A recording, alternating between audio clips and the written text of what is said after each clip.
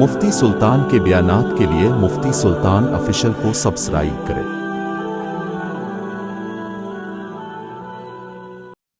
السلام علیکم ورحمۃ اللہ وبرکاتہ۔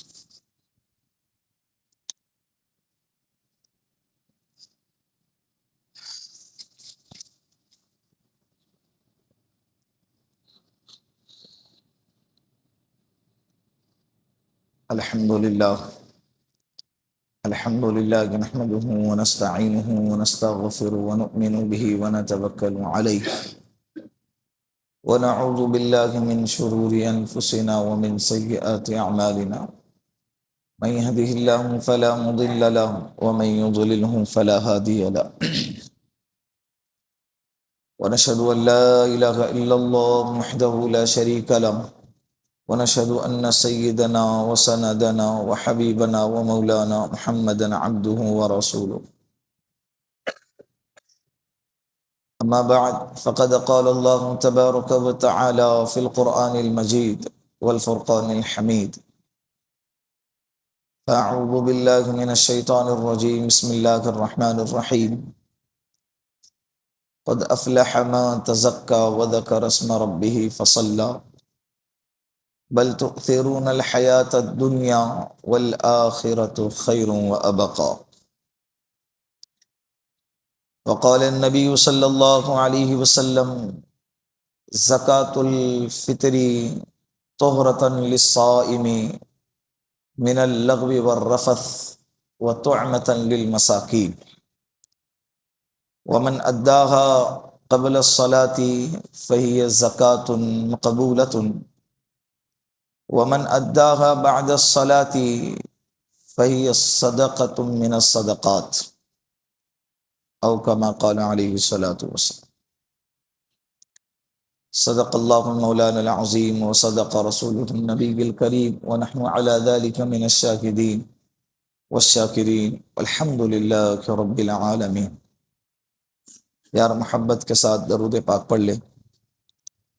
اللهم صل على محمد في أول كلامنا، اللهم صل على محمد في أوسط كلامنا، اللهم صل على محمد في آخر كلامنا۔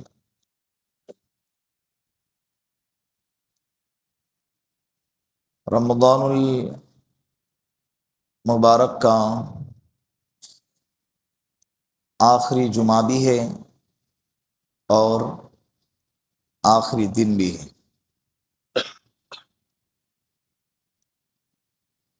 پورے سال کا سردار رمضان المبارک ہے اور پورے دنوں کا سردار جمعۃ المبارک ہے۔ دونوں سردار ایک ساتھ اکٹھا جمع ہوئے ہیں۔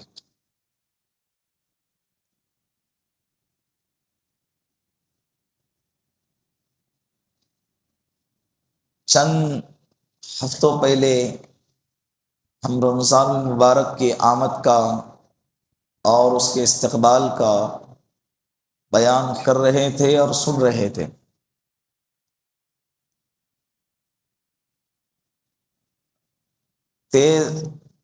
وقت اتنے تیزی سے آگے بڑھا کہ اب یہ کہہ رہا ہے کہ رمضان المبارک جا رہا ہے۔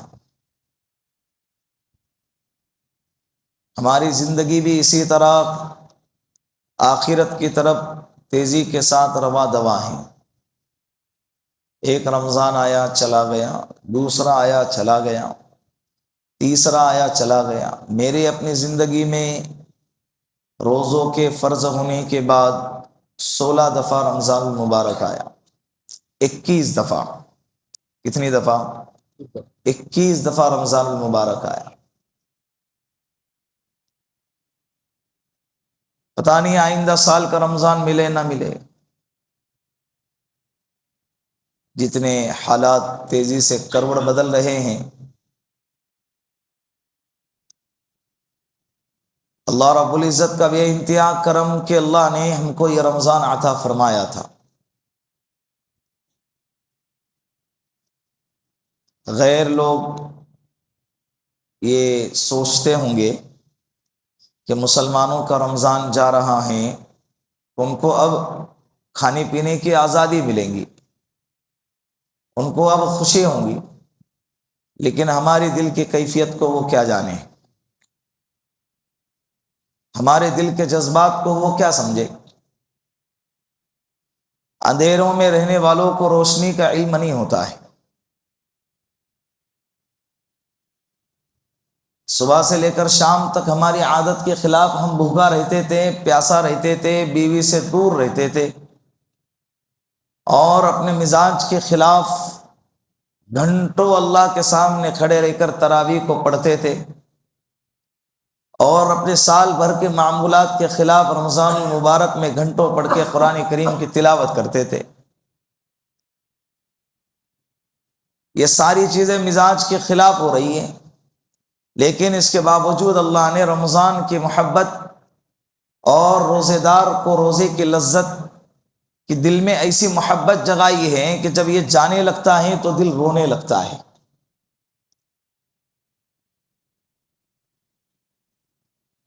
اس کی رونق ہی الگ ہے، اس کی خوبصورتی ہی الگ ہے۔ مسجدوں کا آباد ہونا شیاطین کی قید ہونے کی علامت محسوس ہوتی ہے۔ جیسے ہی ورنہ چاند نظر آتا ہے تو مسجدیں خالی نظر آتی۔ اسی لیے اللہ کے رسول صلی اللہ علیہ وسلم نے فرمایا کہ جس کا جیسے رمضان گزرتا ہے سال اس کا ویسے گزرے گا۔ اسی لیے رمضان المبارک کے مہینے میں پوری طاقت اور زور اس پر لگایا گیا تھا کہ ایکسٹرا عبادتیں کرو، نفلیں پڑھو، اس لیے کہ رمضان کے مہینے میں نفل کا ثواب فرض کے برابر، فرض کا ثواب 70 فرضوں کے برابر ہے۔ اور چند گھنٹے رہ گئے ابھی اس مبارک گھڑی کو، اور اس آفر جو عظیم آفر اور بگ آفر جو چل رہا تھا اس کے لیے چند گھنٹے باقی۔ مغرب کا وقت آنے تک چاند نظر آئے یا نہ آئے تب بھی یہ رمضان مبارک کا آخری دن ہے، اس لیے کہ اردو تاریخ کے اعتبار سے مہینہ 31 کا نہیں ہوتا ہے، تو آج 30واں رمضان ہے۔ یہ بھی اللہ کا کرم رہا کہ اللہ رب العزت نے ہمیں 30 دن مکمل عطا فرمائے، ورنہ مہینے کے روزے رکھنے کا حکم ہے، اور مہینہ 29 کا بھی ہوتا ہے، مہینہ 30 کا بھی ہوتا ہے، مہینہ 29 کا بھی ہوتا ہے اور 30 کا بھی ہوتا ہے۔ اللہ نے ہم کو 30 عطا فرمایا۔ ایک اور دن دیا ہمیں اپنے پچھتاوے کے لیے، اپنے گناہوں پہ آنسو بہانے کے لیے، اللہ سے اپنی مغفرت کروانے کے لیے، اپنی عبادتوں کو اللہ سے قبول کروانے کے لیے اللہ نے ایک اور دن دیا ہم کو، اور اس ایک دن میں تراویح کی 20 رکعات، 40 سجدے، ہر سجدے پہ 1500 نیکی، 60,000 نیکیاں، 60,000 نیکیاں ایکسٹرا اللہ رب العزت نے ہم کو عطا فرمائی۔ اعتکاف میں بیٹھنے والے اگر کوئی ایک دن اعتکاف میں بیٹھنا چاہتا تھا تو ایک دن اعتکاف میں بیٹھ کے اپنے لیے اپنے سے لے کر جہنم کے درمیان 3 خندقیں آڑ لگوا سکتا تھا۔ اللہ نے یہ آفر اس کو عطا فرمایا۔ عام دنوں میں ایک حرف کے پڑھنے کا ثواب 10 نیکی ہے، لیکن رمضان المبارک میں ایک حرف کے قرآن کے پڑھنے کا ثواب 700 نیکی ہے۔ یہ ایک دن کا آفر بڑھ گیا۔ کیا ہو گیا؟ بڑھ گیا نا، ورنہ بہت سے ایسے لوگ ہیں جن کے زندگی میں رمضان آیا اور گیا کوئی احساس، وہی ان کی زندگی کا روٹین، صبح ہوتے ہی 7، 8، 9 بجے ناشتہ بن رہا ہے، دوپہر کے وقت میں کھانا بن رہا ہے، اور رات کے وقت میں کھانا بن رہا ہے۔ کوئی تراویح کا معمول زندگی میں نہیں، قرآن کریم کی تلاوت کا معمول زندگی میں نہیں، روزہ پورے گھرانے میں کسی کا نہیں۔ ایسی کارگزاریاں بھی ہے۔ جب ان سے کہا جاتا ہے کہ بھائی روزہ کیوں نہیں رکھتے، تو کہتے ہم سے ہوتا نہیں۔ دنیا کے لیے دن دن بھر بھوکا رہنا آسان، گھر میں اگر شادی بیاہ کا موقع آ جائے تو 2 دن تک کھانے اور نیند کی کوئی پرواہ نہیں۔ جب ان سے کہا جاتا ہے کہ تھوڑا سا چکھ لو، تھوڑا سا کھا لو، تو کہتے ذمہ داریوں کا بوجھ اور تیاریاں اتنی زیادہ کرنا ہے، ٹائم کم ہے، کیا کھانے پینے میں لگا رکھا ہے۔ لیکن جب بات اللہ کے حکم کے پورا کرنے کی آتی ہے ہوتا نہیں ہے. حالانکہ شریعت اتنی آسان، یرید اللہ بکم اليسر ولا یرید بکم العسر، اللہ ہم پر جو ہے نا آسانی ڈالنا چاہتا ہے، مشکل میں ہم کو ڈالنا نہیں چاہتے. اسی لیے اگر تم سفر میں ہیں، بیمار ہیں، یا حمل والی عورت ہیں، یا دودھ پلانے والی عورت ہیں، یا ایسی بیماری ہے، روزہ رکھ لو. اگر بیچ میں اگر حالات بگڑ گئے یا بیماری بگڑ گئی تو روزہ توڑنے کی اجازت دی ہے شریعت نے. آپ پہلے ہی سے فیصلہ کر رہے ہیں. تکلیف کس کو نہیں ہوتی؟ یہ تکلیف عارضی ہے. انسان کی کنڈیشن بگڑ جاتی ہے عصر کی نماز تک، عصر کے بعد پھر آہستہ آہستہ تکلیف اور بڑھ جاتی ہے. لیکن یہ تکلیف کا خاتمہ کب ہوتا ہے؟ جب ایک گھٹ پانی کا منہ میں چلا جاتا، ساری تکلیفیں ختم، سارا درد ختم، ساری پیاس ختم. تو یہ جو تکلیف دن بھر کی یہ عارضی ہے، یہ وقتی ٹیمپروری تکلیف ہیں. جیسے ہی آپ افطار کرو گے، افطار میں اللہ کی نعمتوں سے آپ اپنے آپ کو خوش کرو گے، تو اس کے بعد ساری تکلیفیں کیا ہو جاتی ہیں؟ ختم ہو جاتی. ایسے نہیں کہ روزہ رکھیں گے تو بیماری لگیں گی، بلکہ روزہ رکھیں گے تو کئی بیماری آپ کے بدن سے دور ہو جائیں گی. لیکن کتنے گھرانے ایسے ہیں جن کے زندگی میں رمضان آیا اور گیا کچھ خبر نہیں ہے. انہیں بد نصیب کہا گیا. کیا کہا گیا؟ بد نصیب. اور کتنے گھرانے ایسے ہیں کہ جن کے گھروں میں مرد تو مرد، عورت تو عورت، ان کے گھرانوں کے بچوں نے تک کے روزہ رکھا، جن پر روزہ فرض نہیں ہے. میں دوروں کارگزاریاں اس لیے سنا رہا ہوں تاکہ آپ ایک طرف مایوس بھی نہ ہو اور ایک طرف زیادہ پر امید بھی نہ ہو. اور انہی کے درمیان کا نام ہے ایمان. ان دونوں کے درمیان کا نام کیا ہے؟ ایمان ہے. اور ایسے گھرانے کو دیکھا ہے، جانتا ہوں میں، جن کے گھروں کے بچے تک کے روزہ رکھتے ہیں اور سحری پر نہ اٹھانے پر دن بھر جھگڑا کرتے ہیں ماں باپ سے، روتے ہیں، چلاتے ہیں، ضد کرتے ہیں، پریشان کرتے ہیں. عورتیں قرآن کی تلاوت میں لگی ہے، مرد مسجدوں میں قرآن کی تلاوت میں لگے ہیں، اور اسی طرح تراویح کے پڑھنے میں لگے ہیں. کتنے ایسے اس مسجد میں مقتدی اور مصلیان ہیں اور دیگر مسجدوں کے اندر بھی ہیں الحمدللہ، جنہوں نے چاند رات سے لے کر اب تک تراویح کے ایک رکعت بھی نہیں چھوٹی، قرآن کریم کا ایک حرف بھی نہیں چھوڑا، ایک روزہ بیماری کے رہنے کے باوجود نہیں چھوڑا. یہ اللہ کی محبت میں. اس کی محبت میں؟ اللہ ہی کی محبت. میں نے جیسے شب کو کہا نا، شب قدر کو 27 شب کو میں نے کہا تھا کہ رمضان اللہ رب العزت فرشتوں کو بھیجتے ہیں قبرستان والوں سے یہ پوچھنے کے لیے کہ بتاؤ تمہاری کیا خواہش ہے. تو قبر والے کیا کہتے ہیں؟ ہمیں رمضان المبارک کی ایک رات عطا فرما دیجیے، رمضان المبارک کی ایک رات ہم کو عطا فرما دیجیے. اللہ نے ہم کو رمضان کا پورا مہینہ عطا فرمایا تھا. اور مزید اللہ کا احسان کہ اللہ نے اس رمضان میں ہم کو 5 جمعہ عطا فرمائے. کتنے جمعہ؟ 5 جمعہ عطا فرمائے. اور جمعہ الوداع جو کہا جاتا ہے، جمعۃ الوداع، اس کا اصل نام کیا ہے؟ جمعۃ الوداع. یعنی اب جو جمعہ جائیں گا اس کے بعد جو جمعہ آئیں گا وہ جمعہ رمضان والا جمعہ نہیں ہوگا. جمعہ تو ہوگا، دینوں کا سردار بھی ہوگا، لیکن رمضان والا جمعہ نہیں ہوگا. اور جمعۃ الوداع کے لیے کوئی خاص الگ سے عمل، کوئی تہوار یا کوئی جملہ یا کوئی الگ سے ایکٹیویٹی کرنے کا شریعت میں ہم کو ثبوت نہیں ملتا ہے. بہت سارے لوگ اسٹیٹس لگاتے ہیں، بہت سارے لوگ پوچھتے ہیں کہ بھئی آج جمعۃ الوداع ہے، اس دن جو ہے کون سی عبادت کرنا ہے.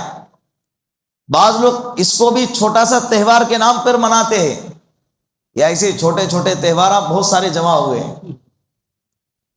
محرم میں جلوس کا نکالنا، 12 ربیع الاول کو عید میلاد النبی کا منانا، یہ جو چھوٹے چھوٹے جو عیداں ہیں، خواجہ کی چھٹی ہے، وہ چھٹی ہے لیکن 12ویں 13ویں تک چھٹی چلتی رہتی ہے.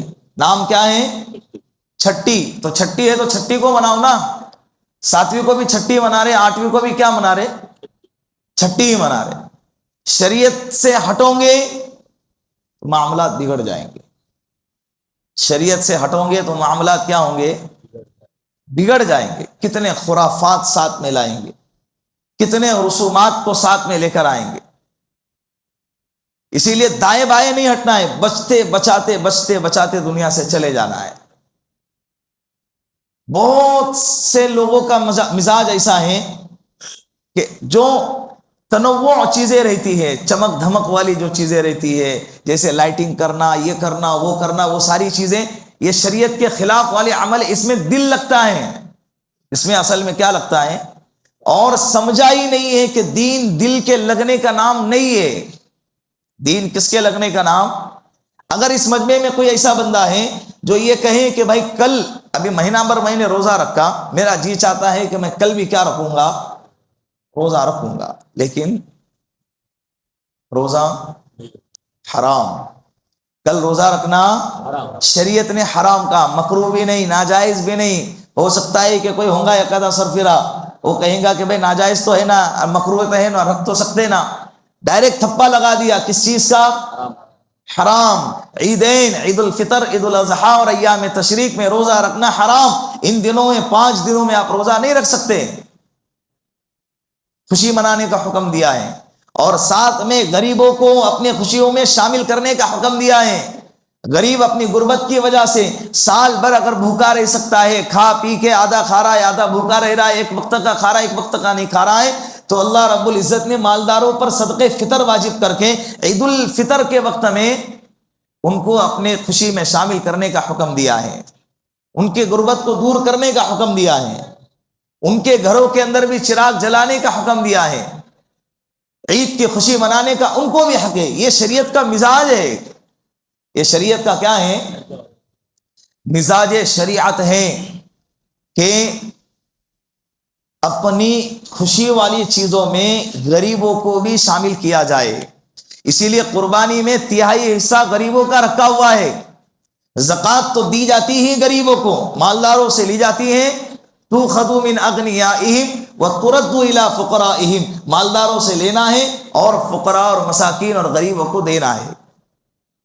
قربانی کا 3 حصہ غریبوں کے لیے، زکوٰۃ کی پوری رقم غریبوں کے لیے.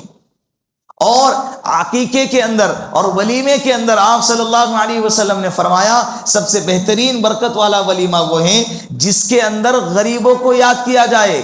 بدترین ولیمہ وہ ہے جس میں مالداروں کو بلایا جائے اور غریبوں کو نظر انداز کیا جائے. وہاں پر بھی کس کا حق رکھا؟ غریبوں کا.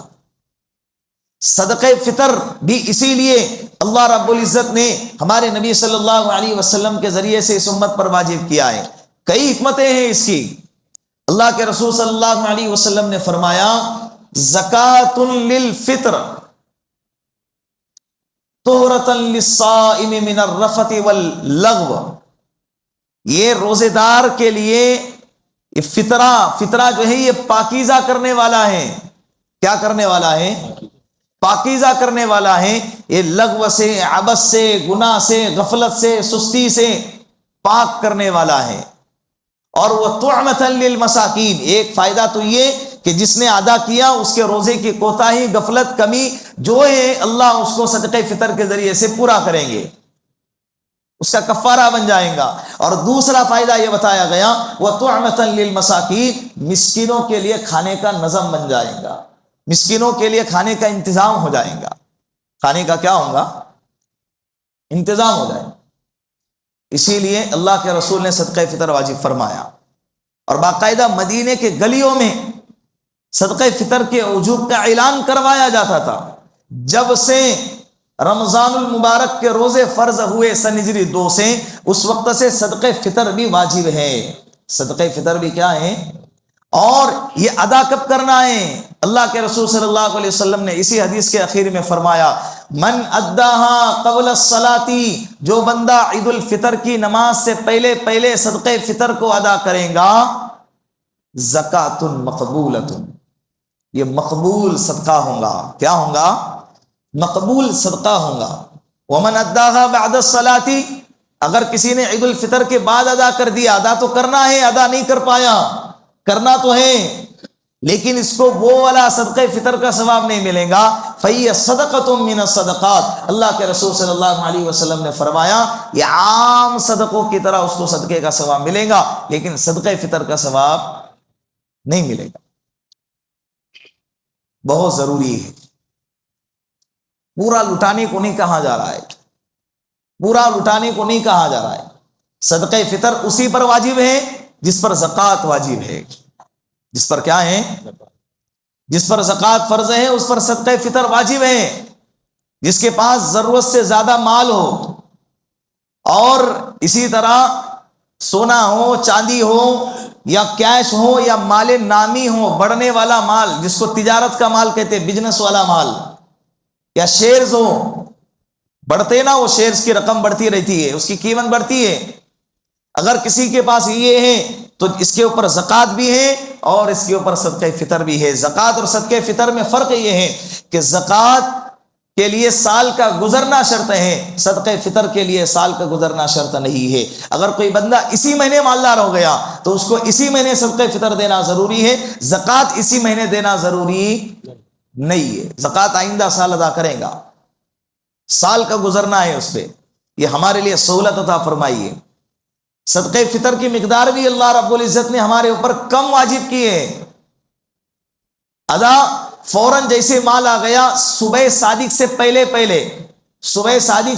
پہلے اگر کوئی بندہ مالدار بن جاتا ہے تو اس پر بھی صدقہ فطر واجب ہے. اگر کوئی بندہ صبح صادق کے بعد مالدار ہوتا ہے، یا کوئی بندہ صبح صادق سے پہلے مر جاتا ہے تو اس پر صدقہ فطر واجب نہیں ہے. لیکن اگر کوئی بندہ صبح صادق کے بعد مر جاتا ہے، یا کوئی بچہ صبح صادق کے بعد پیدا ہوتا ہے، تو ان دونوں پر بھی صدقہ فطر واجب. بات سمجھ میں آ رہی ہے؟ یہ صدقہ فطر کا حکم.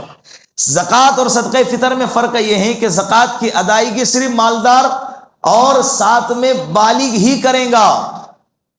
کون کرے گا؟ لیکن صدقہ فطر نابالغ کی طرف سے اس کا بالغ جو ولی ہے، جو سرپرست ہے، بڑا بھائی ہے، اگر وہ چھوٹا بھائی بڑے بھائی کی کفالت میں ہے، اگر میاں ہے اور اس کے کفالت میں اس کی بیوی ہے تو وہ بیوی کی طرف سے صدقہ فطر ادا کرے گا. ماں باپ ہے ان کی کفالت میں 4-5 بچے ہیں، وہ چھوٹے ہیں یا بڑے ہیں، اگر بڑے اپنی زندگی الگ، اس کا چولہا الگ ہے، جوائنٹ فیملی میں نہیں رہتے ہیں، تو وہ ماں باپ کے ذمے ہے سب کی طرف سے صدقہ فطر ادا کرے. بات سمجھ میں آ رہی ہے؟ سب کی طرف سے صدقے. اگر کوئی آج پیدا ہو گیا، اس کی طرف سے بھی صدقہ فطر کیا کرنا ہے؟ غریبوں کے فائدے کے لیے. اور شریعت نے صدقہ فطر کی مقدار جو بتلائی ہے، حضرت مفتی خالد سیف اللہ دامت برکاتہم العالیہ نے بہت پیارا نقطہ لکھا ہے. آپ صلی اللہ علیہ وسلم نے مدینۃ المنورہ میں اللہ کے رسول کے زمانے میں اللہ کے رسول نے صدقہ فطر کی مقدار کو جن چیزوں کو متعین فرمایا ہے، اس میں سے ایک گیہوں ہے، ایک جو ہے، ایک کھجور ہے، اور ایک کشمش ہے، اور بعض روایتوں میں پنیر بھی لکھا ہے. کیا لکھا ہے؟ پنیر. لیکن ان کی مقدار الگ الگ ہیں. کھجور ہے، پنیر ہے، کشمش ہے، جو ہے، یہ چاروں چیزیں اگر آپ صدقہ فطر میں ادا کر رہے ہیں تو آپ کو 3.5 کلو دینا ہے. ایک سا 3.5 کلو کا ہوتا ہے. اور اگر آپ گیہوں ادا کر رہے ہیں تو گیہوں کا صدقہ فطر نصف سا ہے. نصف سا کہتے ہیں 1.25 کلو. کتنا کلو؟ 1.25 کلو. مفتی خالد سیف اللہ صاحب دامت برکاتہم العالیہ فرماتے ہیں، عہد رسول اللہ صلی اللہ علیہ وسلم کے زمانے میں گیہوں یمن اور شام سے امپورٹ کیا جاتا تھا، تو اس وقت میں گیہوں ان باقی چیزوں کے مقابلے میں سب سے زیادہ مہنگا تھا قیمت کے اعتبار سے. اور لوگ اپنے گھروں میں گیہوں کے آٹے کو اٹھا کر رکھتے تھے. کوئی مہمان آ جائے تو اسپیشل کوئی مہمان آ جائے تو ان کو یہ پکا کر کھلائیں گے، ورنہ اس وقت کی عام غذا اور سستی غذا جو ہے کھجور ہے. تو اللہ رب العزت، اللہ کے رسول صلی اللہ علیہ وسلم نے اس وقت میں جو نصاب طے فرمایا وہ نصاب قیامت تک باقی رہے گا. وہ نصاب قیامت تک کیا رہے گا؟ باقی رہیں گا۔ آج کے زمانے میں اگر کوئی بندہ گیہوں کی شکل میں گیہوں ہی اگر عطا کرتا ہے، گندم جس کو کہتے ہیں، تو وہ بھی جائز ہے۔ اگر وہ کوئی بندہ جو کی شکل میں جو ادا کرتا ہے، بارلے جس کو کہتے ہیں، کوئی بندہ کھجور کی شکل میں کھجور ہی 3.5 کلو دیتا ہے، یا کشمش کی شکل میں کشمش ہی اگر کسی کو دیتا ہے تو یہ بھی جائز ہے۔ لیکن اگر کوئی بندہ ان کی جگہ پر اس کی قیمت کو اگر ادا کرتا ہے، کیا کرتا ہے؟ اس کی قیمت کو اگر ادا کرتا ہے تو یہ بھی جائز ہے، بلکہ بہتر طریقہ ہے۔ جائز ہے بلکہ بہتر طریقہ ہے، اس لیے کہ محتاج اپنی ضرورت قیمت کے اعتبار سے جو چاہے وہ ضرورتیں پوری کر سکتا ہے، اور گندم ریٹ وہ والی گندم آپ کو دینا ہے جو آپ اپنے گھروں میں کھاتے ہیں۔ ابھی راشن والا کا مسئلہ تو بہت کم ہو گیا ہے، پہلے بہت زیادہ تھا، اکثریت کے گھروں میں یہی گھیو کھائی جاتی تھی، لیکن اب کم ہے، تو وہ گھیو دینا ہے۔ تو مان لو اگر آپ جو ہے 40-50 روپے کلو والی گھیو کھا رہے ہیں تو اس اعتبار سے آپ پر 80 روپے 1.25 کلو کے بنتے ہیں۔ کتنے روپے؟ 80 کے قریب بنتے ہیں۔ ہر کوئی اپنے اپنے گھر کے کھانے والی گھیو کا اعتبار کر سکتا ہے، اس کا اندازہ لگا سکتا ہے۔ جو ہے 350 روپے کے آتے ہیں تقریباً 3.5 کلو، اور کھجور ہیں 1050 ہیں، اسی طرح 1200 روپے کلو ہے، اسی طرح 900 روپے کلو ہیں۔ ایک بندہ کہنے لگا کہ ہمارے گھر میں تو پینٹ کھجور کھائی جاتی ہے، پینٹ کھجور 100-150 روپے کلو آتی ہے۔ ٹھیک ہے بھائی، جو آپ کھاتے ہیں 150 روپے کلو، اس اعتبار سے 450 روپے کے کتنے بنتے ہیں؟ 3 کلو بنتے ہیں۔ اس میں سے اور آدھا کلو کا ایڈ کر لو، 500-550 روپے کا آپ کا فی نفر۔ اگر ایک گھر میں 10 افراد ہیں تو ایک بندے پر 550 روپے یہ والے کھجور، لیکن آپ کھا رہے اچھے کھجور اور دے رہے پینٹ کھجور والی قیمت اگر صدقے فطر میں، یہ مناسب نہیں ہے۔ ادا ہو جائے گا لیکن مناسب نہیں ہے۔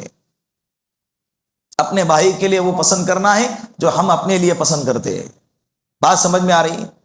تو کھجور کی قیمت اگر مان لو جیسے آج کل جو چل رہا ہے 400-450 روپے کلو ہے، تو 400 روپے کلو بھی اگر پکڑا جائے تو 1200 روپے کے 3 کلو آتے ہیں، اور 200 روپے اور آدھا کلو کا ایڈ کریں گے تو 1400 روپے کا 3.5 کلو، یہ کھجور کا نصاب۔ کشمش کا نصاب، بعض کشمش کی کوالٹی 1900 روپے 25 کی بتائی، 1925 روپے بتائی ہے 3.5 کلو کا، اور بعض کی 1000-2050 بتائی ہے۔ کوالٹی کے اعتبار سے قیمت اوپر نیچے ہو سکتی ہے۔ 3.5 کلو کشمش جتنی آتی ہیں اس کی قیمت نکال کر اتنی قیمت فی نفر ادا کرنا ہے۔ اب یہاں پر ایک بات بہت اہم اور ضروری ہے جو آپ کو سمجھنا ہے، میں ہر سال بتاتا ہوں، بتانا ضروری ہے، بعض لوگ سمجھتے نہیں ہیں، یا بعض لوگوں کو علم نہیں ہوتا ہے، یا بعض لوگ غفلت کے اندر وہ چیزیں ادا کرتے ہیں۔ اللہ کے رسول صلی اللہ علیہ وسلم نے یہ جو مقدار بتائی ہے، جو کیٹیگری بتائی ہے، یہ مالداروں کے اندر بھی، امت کے اندر بہت ساری کیٹیگری ہیں۔ بعض مالدار بہت زیادہ مالدار ہوتے ہیں جن کے لیے کشمش کا ادا کرنا کوئی مشکل نہیں ہے، کوئی مشکل نہیں ہے، وہ آرام سے عافیت کے ساتھ ادا کر سکتا ہے۔ یا اگر کوئی بندہ ایسا ہے کہ جس کے گھر میں بہت سارے افراد ہیں، بچے بھی ہیں، 5-6-7 بچے بھی ہیں، مرد بھی ہیں، عورتیں بھی ہیں، لیکن مالدار ہے، اگر اس پر ایک بندے پر ایک فی نفر ایک شخص کا اگر 2000 روپے کشمش کا رکھا جائے تو 10 بندے بھی اگر ہیں یا 12 بندے بھی اگر ہیں تو اس کے 24,000 12 بندے کے بنتے ہیں، 10 بندے کے 20,000 بنتے ہیں۔ لیکن اگر وہ بندہ یہ نہیں دینا چاہتا، 20,000 زکوٰۃ بہت نکالا میں نے، ٹھیک ہے، اس کو چاہیے کہ جو کمانے والے افراد ہیں یا جو گھر کے بڑے افراد ہیں، جو مرد افراد ہیں، ان کی کشمش کے اعتبار سے نکالیں، اور جو بچے ہیں یا عورتیں ہیں ان کے اعتبار سے کس کی نکالیں؟ کھجور کی نکالیں۔ دونوں نصاب ہیں، صدقہ فطر کا کیا ہے؟ یہ دونوں نصاب ہیں، دونوں کے اعتبار سے ادا کرے۔ لیکن مالدار کو چاہیے کہ اللہ کے راستے میں جب خرچ کرنے کی بات آئے تو زیادہ افضل ہے عبادت کے اندر، جو بدنی عبادت ہے اتنا ہی کرنا ہے جتنا کرنے کو کہا ہے، لیکن مالی عبادت میں جتنا کرنے کو کہا ہے وہ لاسٹ ہے، اس سے کم نہیں کر سکتے، اس سے زیادہ آپ کو جتنا دینا چاہے آپ اتنا دے سکتے ہیں، اور جتنا زیادہ دیں گے مالی عبادت کے اندر اتنا زیادہ ثواب ملے گا، اتنا زیادہ اللہ خوش ہوں گے۔ لیکن اللہ کو آپ کے مال کی ضرورت نہیں ہے، کوئی یہ نہ سمجھنا کہ اللہ ہمارے مال کو لے کر کیا کرے گا، اللہ ہمارا مال لیتا بھی نہیں ہے، اللہ تو ہمارا امتحان لیتا ہے کہ تم کو اپنے مال سے کتنی محبت ہے یہ دیکھنا چاہتے ہیں۔ اللہ کہتے ہیں کہ ان اللہ اشترى من المؤمنین انفسهم واموالهم بان لهم الجنہ، تمہارے مال تمہارے جان یہ تمہارے نہیں ہے، جنت کے بدلے میں نے خرید لیا ہے، میں تمہارا خریدار ہوں، تم بکے ہوئے ہو، ہمارا خریدار اللہ ہے، اور اللہ نے ہمارے جان مال کو خریدا ہے کس کے بدلے؟ کس کے بدلے؟ جنت کے بدلے میں اللہ نے خریدا ہے۔ تو جب مال اللہ کا، یا ایھا الذین آمنوا اتقوا اللہ ولتنظر نفس ما قدمت لغد واتقوا اللہ، اے ایمان والو اللہ سے ڈرو اور دیکھو کہ تم نے آخرت کے لیے اپنے لیے کیا بھیجا ہے۔ تم جتنا مال یہاں خرچ کرو گے اتنا وہاں تمہارا دل لگے گا، جہاں مال لگتا ہے پہنچتا ہے انسان کا دل کیا لگتا ہے؟ وہاں اٹکا ہوا رہتا ہے۔ بہت بھیجا یار میں نے، اب دیکھتے جا کے وہاں پر کیسا چل رہا، تو ابھی دل لگے گا آخرت کے طرف جانے کا، دل لگے گا، دنیا سے دل اڑے گا، پھر موت اچھی لگنے لگیں گی، اللہ سے پیار ہوگا۔ اور رمضان المبارک آتا ہی اللہ سے محبت کرنے کے لیے، رمضان کی مبارک گھڑیاں اللہ اس لیے دیتے ہیں تاکہ انسان کے دل میں سب سے زیادہ ماں باپ سے بھی زیادہ، اولاد سے بھی زیادہ، دنیا اور مال سے بھی زیادہ اگر کسی کی محبت پیدا ہو جائے تو وہ کس کی؟ بولو، اللہ کی۔ اس کی پریکٹس کروانے کے لیے اللہ رمضان کو بھیجتے ہیں۔ اس کی پریکٹس، صبح آنکھ کھل رہی ہے، سحری ہو رہی ہے، سحری کی دعا پڑھی جا رہی ہے، فجر کی نماز کو تعداد بھری پڑی ہے، ظہر کی نماز کو تعداد بھری پڑی ہے، اور قرآن کریم کی تلاوت ہو رہی ہے، لا الہ الا اللہ کی تسبیح پڑھی جا رہی ہے، درود پاک اور استغفار پڑھا جا رہا ہے، اللہ کے نام پہ صدقات اور خیرات اور زکات دیا جا رہا ہے۔ رات ہوتی ہے اللہ کے سامنے ہر دن کے اندر 17 رکعتیں ہیں، لیکن جب رمضان کا مہینہ آتا ہے تو 37 رکعتیں بن جاتی ہیں، 17 رکعتیں عشاء کی ہیں اور 20 رکعت ایکسٹرا جو تراویح کی ایڈ کی گئی۔ جتنا سجدے اللہ کے سامنے کرو گے اتنا اللہ کے قریب جاؤ گے۔ اللہ نے قرآن میں 30ویں پارے میں سورۃ العلق میں فرمایا واسجد واقترب، تو سجدہ کرو اللہ کے قریب جاؤ گے، سجدہ کرو گے اللہ کے، جتنے سجدے بڑھائیں گے۔ اسی لیے اللہ نے اپنے قریب آنے کے لیے عید کے دن جب خوشی منانے کو کہا تو اس کا طریقہ بھی اللہ نے بتا دیا۔ یہ نہیں کہ آج عید کا دن ہے خوشی مناؤ تو کیسے مناؤ، ڈی جے بجاؤ، ڈھول بجاؤ، تاشے بجاؤ، گانا گاؤ اور روڈوں پہ سائلنسر کیا ہے وہ پھاڑ کے اس کو لوگوں کو تکلیف دیتے ہوئے آگے بڑھو، یہ طریقہ نہیں بتایا، بلکہ جب عید کا دن آ جائے تو مسجد میں آؤ اور اللہ کے سامنے کیا کرو؟ سجدہ کرو، اللہ کی کبریائی بیان کرو۔ تکبیر پڑھتے ہوئے گھر سے آنا ہے، تکبیر پڑھتے ہوئے مسجد سے چلے جانا ہے۔ عید الفطر میں آہستہ سے ہے اور عید الاضحیٰ کے اندر بلند آواز سے تکبیر پڑھنا ہے، ایک راستے سے آنا ہے، ایک راستے سے چلے جانا ہے۔ یہ شریعت کی بہت بڑی حکمت ہے، بہت بڑی حکمت ہے۔ یہ شعائر اسلام میں سے لوگوں کو اپنے طاقت کا مظاہرہ کروانا ہے، اپنی اتحاد کا، اپنی اجتماعیت کا مظاہرہ کروانا ہے، اور بالکل محبت کے انداز میں، شانتی کے انداز میں، اطمینان اور سکون کے انداز میں ایک راستے سے آنا ہے، کسی کو تکلیف دیتے ہوئے نہیں، کسی کو پریشان کرتے ہوئے نہیں، اطمینان سے ایک راستے سے آنا ہے اور ایک راستے سے چلے جانا ہے۔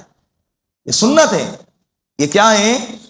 تو عید کے موقع پر اللہ نے اور سجدہ کرنے کو کہا۔ رمضان آتا ہے ہمیں پاک کرنے کے لیے، رمضان آتا ہے ہمیں اللہ کے قریب کرنے کے لیے، رمضان آتا ہے ہمارے دلوں میں اللہ کی محبت کو پیدا کرنے کے لیے۔ اگر رمضان آیا اللہ کی محبت نہیں پیدا ہوئی تو پھر کیا رمضان آیا؟ ہمارے زندگی میں کیا تبدیلی آئی؟ آج چند گھڑیاں باقی ہیں، گڑ گڑا کے اللہ سے اللہ کی محبت کو مانگو۔ اللہم انی اسألک حبک وحب من یحبک، اے اللہ میں آپ سے آپ کی محبت کو مانگتا ہوں، اس کی نہیں، اس کی محبت کو۔ جب اللہ سنیں گے کہ میرا بندہ مانگ رہا ہے، دیکھو تو صحیح کس کو مانگ رہا ہے، جب دیکھا کہ کس کو مانگ رہا ہے، میرا بندہ مجھے مانگ رہا ہے، اللہ کتنے خوش ہوں گے، بتائیں کتنا اللہ کو پیار آئے گا۔ تو اللہ سے اللہ کی محبت کو مانگے۔ جس بندے نے صدقے فطر ادا کی ہیں بہت اچھی بات ہے، جس کی باقی ہیں کل عید سے پہلے فوراً ادا کرنے کی کوشش کریں۔ میں نے پوری ڈیٹیل بتا دی، کس کو کیا ادا کرنا ہے، قیمت بھی بتا دی، چیزیں بھی بتا دی، اور صدقے فطر ادا کرنے کا وقت بھی بتا دیا۔ کریں گے انشاءاللہ. بہت سارے اعلانات ہیں انشاءاللہ، خطبے کے بعد وہ اعلانات آپ کے سامنے رکھے جائیں گے، اس کے مطابق آپ عمل کریں. اللہ عمل کی توفیق عطا فرمائے. وآخر دعوانا ان الحمد للہ رب العالمین. جن حضرات نے سنتیں پڑھی ہے